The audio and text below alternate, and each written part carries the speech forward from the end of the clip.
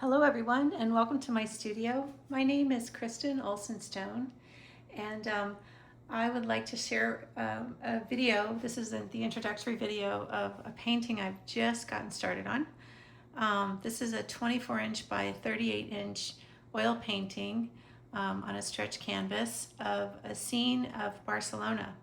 So I put this picture together, or this composition together, using quite a few different photographs.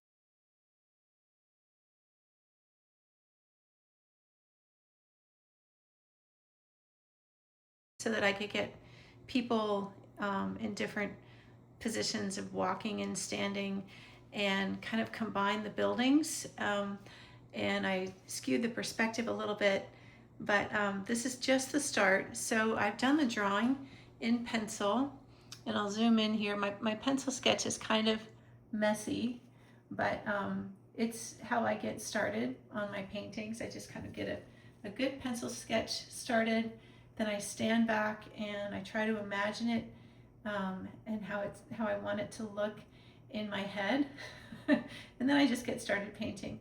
So my oil painting process is not quite as precise as my watercolor painting process, where I have to get a really clear line drawing in pencil and then I go over it in pen, and it's just, everything has to be perfect. This is a little bit different, and it's going to be more impressionistic. So after I did the pencil drawing, then I used paint, obviously, and I just started to put in some of the base colors for the green shutters, and these are going to be some shop windows that are glowing with light. And the reason I did this scene of just kind of people shopping and strolling is because in Barcelona there are so many beautiful architectural elements. This is going to be a lamp coming off of a building here, and all of these storefronts and windows and things with shutters are going to have a lot of detail, and they're going to have plants, lots of plants and flowers kind of cascading over the side of the buildings. But I just wanted to get the charm and liveliness of the scene. So we were there when I took these pictures for a wedding in August, and it was really hot, and the best time and the time that most people were out walking around was in the early evening. So it was still a little bit light out, but also the shop windows it was dark enough that the shop windows had a nice glow. And everyone was out strolling around, and lots of people are dressed up like this lady in her long red dress. And so I've drawn a lot of people in dresses. I also put 4 dogs. I'm not sure if I'm going to leave all the dogs in, but everyone was out walking dogs, and so I'm a dog person, and so I definitely wanted to have some dogs in the scene. So anyway, this is how I'm getting started, and I'm going to share some clips as I progress through this painting and put together this video for you. So thanks for watching. If you haven't already done so, please take a minute to subscribe to my channel. Leave me a comment. I loved getting comments, and if you have a question, leave your question in the comments. I will be sure to respond. When I first start my paint application, I don't worry too much about edges, but when I start to blend one color into the next, then I definitely make an effort to try to keep my edges soft. So you can see I've blended this yellow color right into the black paint and just created a really nice soft edge there. And I've blended the yellow color towards the top into some white paint. So I want to keep this edge really soft. The reason for keeping edges soft when you're starting out a new painting is it helps you, the artist, because it makes it so that your eyes don't get stuck when you're looking at the painting and you're standing back and you're trying to figure out what to do next. It helps you not get stuck anywhere. And the less time you get stuck, or the less time you spend being stuck somewhere on a painting, the quicker you can come to decisions. And so it speeds up your process, and towards the end you can sharpen edges. So I have been working on this painting and getting most of the canvas covered using brushes, and now I'm ready to start putting some palette knife work on. So I'm going to start with the windows where there's yellow glow coming through and show you how I put some palette knife strokes over the undercoat of paint. So you might be wondering, if I'm going to cover up this underpainting with palette knife, why bother? Why bother with the underpainting? For me, it helps me through the process. A lot of what I do is, or a lot of the steps that I take and the reasons for what I do when I paint has to do with just the process. And sometimes the process is to do with making painting easier for me, helping me kind of see my way through the painting, like I was talking earlier about keeping my edges soft in the beginning.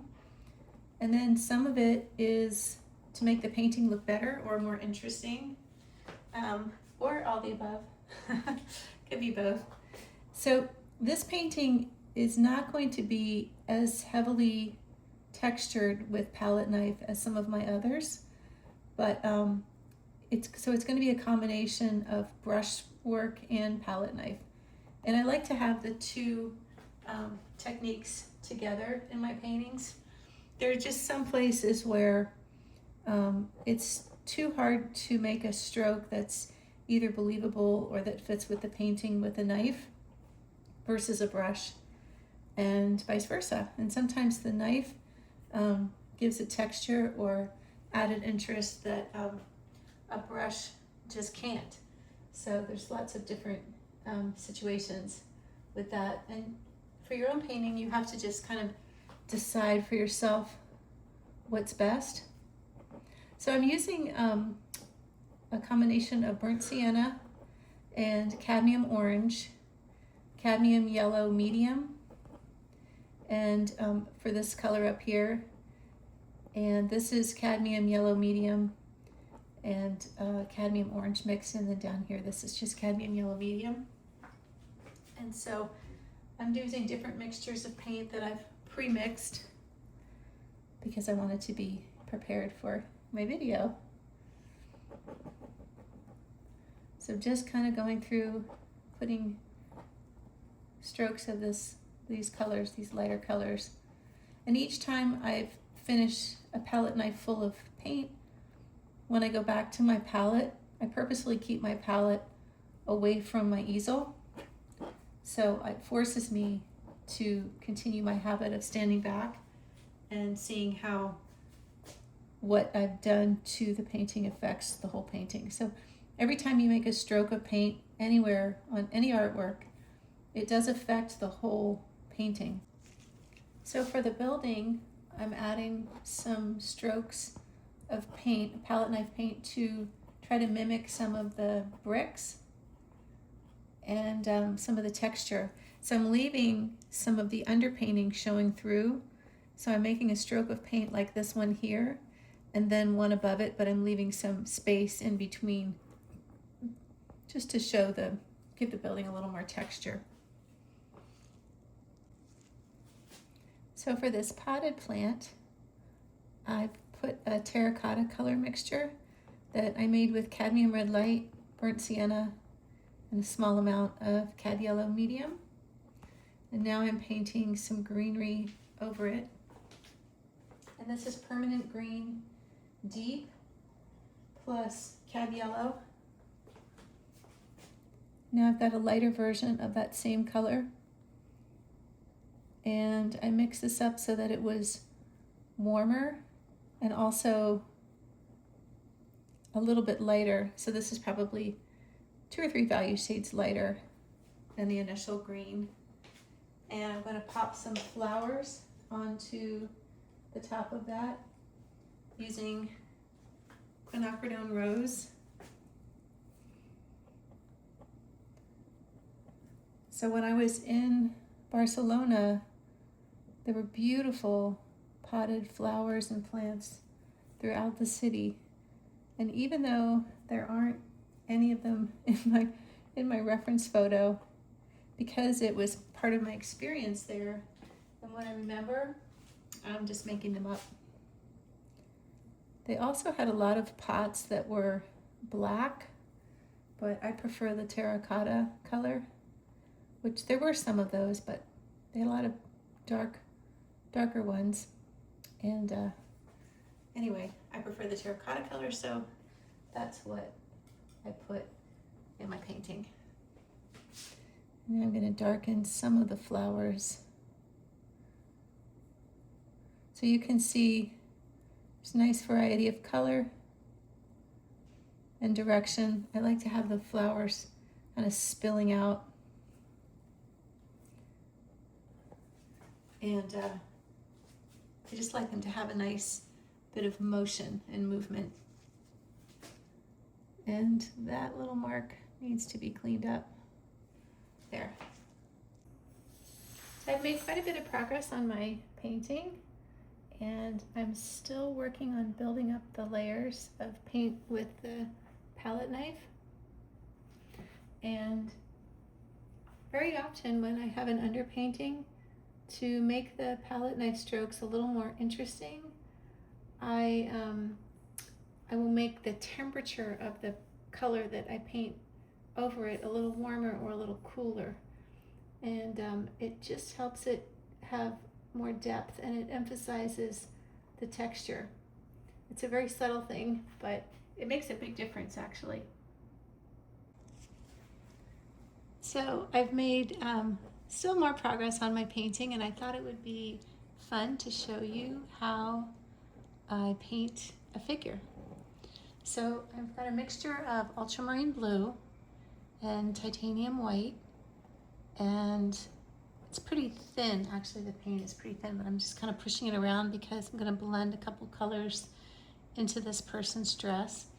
So this is a woman walking this little dog, and she's wearing a blue dress, and so you can see I'm just kind of pushing the paint around on the drawing that I've done with paint underneath, and just kind of, you know, massaging it a little bit, trying to get it to have some movement.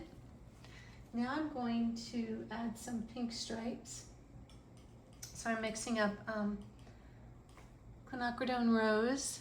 So I'm going to put a stripe here and one across her waist, and excuse me, and one comes down like this. And now I'm going to mix up her skin tone. So I'm going to put this tone down on her neck first, kind of a warm tan color. I'm not going to give her eyes and a nose and a mouth. On this scale with a palette knife, that would be really hard to do effectively. And I don't think that it needs it. I don't think that it would make my painting a better painting to have that. So I'm just kind of coming up pretty close to the blue to put her arm in. Remember, this is wet paint on wet paint. And this arm is going to be holding a leash. Now her hair, the reference photo person's excuse me, hair is very blonde. And I'm going to just put that in just like I see it in the reference photo. But I'm going to put some shadowing around her face because I've got all this light behind her from the shop window. So that means she's backlit, and I need to have some shadowing where her hair comes over her face. So I'm going to use ultramarine blue and a little bit of Madder Lake. And I'm going to put that shadowing in very carefully with my knife. And this is one of those times where I sometimes think maybe I should pick up a brush and use that instead, which sometimes I do if I can't get the strokes looking the way that I want to with the palette knife. But actually that looks pretty good. And I think even though her hair is blonde in the reference photo, I'm going to make it a little bit browner just because It's going to help her stand out from the background. I think that looks better. Now I'm going to move on to her legs. In the reference photo, her legs are sort of foreshortened a little bit because I'm looking down on them. So I'm going to lengthen them so they look more normal from this perspective, which is more of a straight on perspective. And she's wearing little sandals. So I'm just going to kind of put a couple of marks to indicate shoes. Again, this is an expressive way of painting, so I'm not focused on making everything exact. Now I am going to bring her dress down a little bit lower so that it overlaps her legs. And just like that. Didn't mean to come out that far.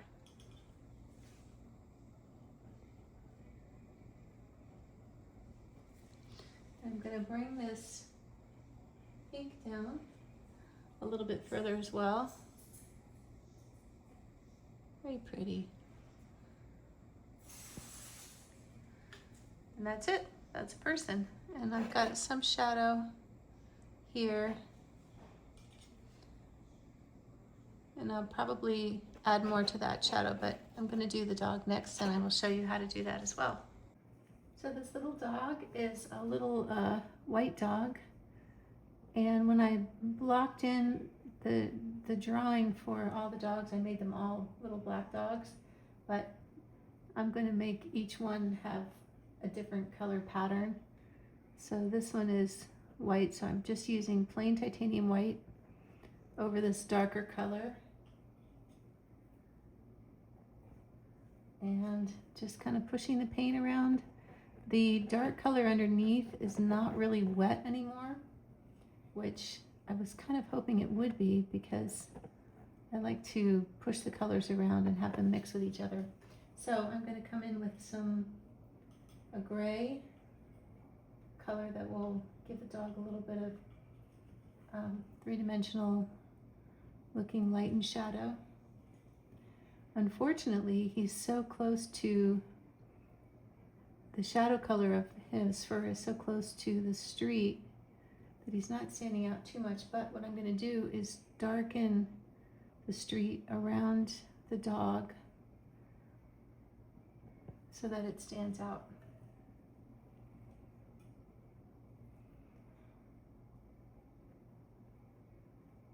Barcelona is really a dog town. There's so many dogs there. A lot of people walking dogs every evening. And it's nice to know that those are the local people, not the tourists out walking their dogs. So I did use my brush to put the nose and eyes. And now I'm going to darken the street around the dog. So I got pretty far on this painting. It's not quite finished, as I was hoping. I've got quite a bit of nice thick paint on here. Lots of windows and lots of people. Some of them are quite gestural. Sorry for the glare. There, that's better.